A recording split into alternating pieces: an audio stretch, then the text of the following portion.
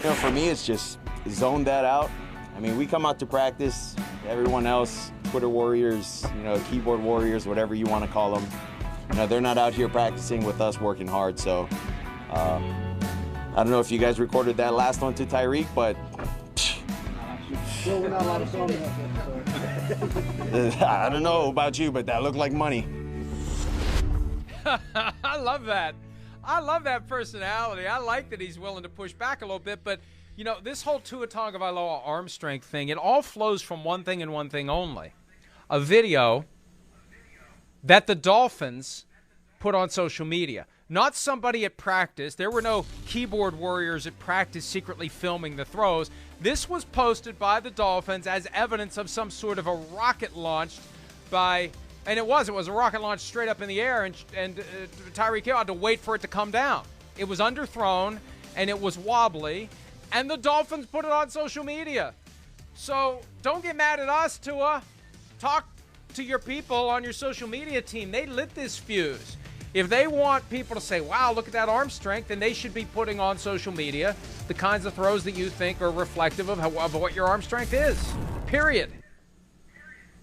There are two statistics I would like to point out. Last year, Tua Tagovailoa was 30th in the NFL in pass attempts that traveled 20 yards or more downfield. In addition, last year, on pass attempts that traveled 20 yards or more downfield, Patrick Mahomes had 36 completions. That's the team that Tyreek Hill was on last year. Patrick Mahomes had 36. Miami, Tua Tagovailoa had 14. So all of this stuff, whatever is said, and it's one of the reasons why no one ever on June 2nd says anything that's truly meaningful. The only time that it's truly meaningful is on October 2nd. That's when we see what you got. And that's when we see what Mike McDaniel is going to call in his offense in a tight game with the best deep receiver in football on your team.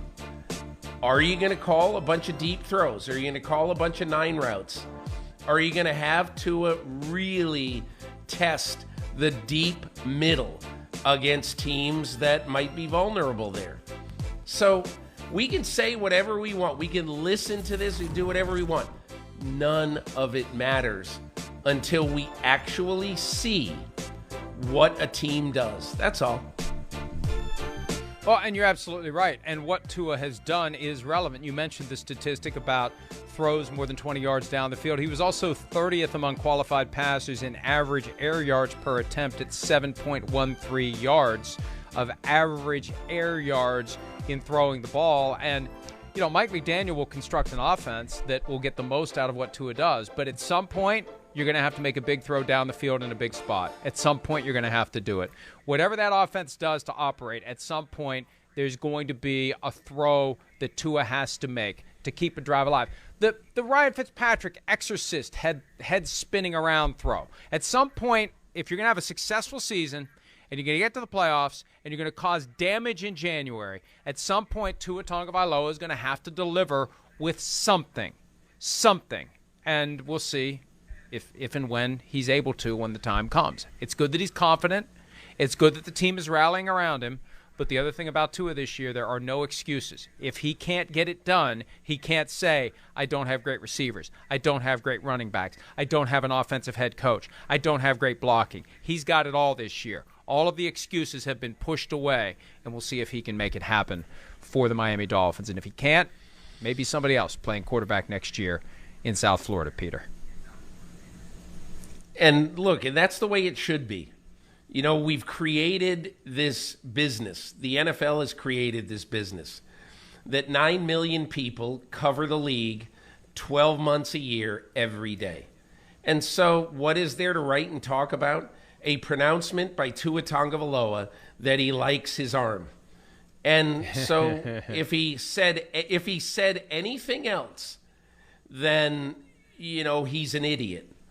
Okay, but none of it matters. It simply doesn't matter. It only matters when the game plans start and we can see what Mike McDaniel really does think about his quarterback's deep arm, because game plans and production will say it all.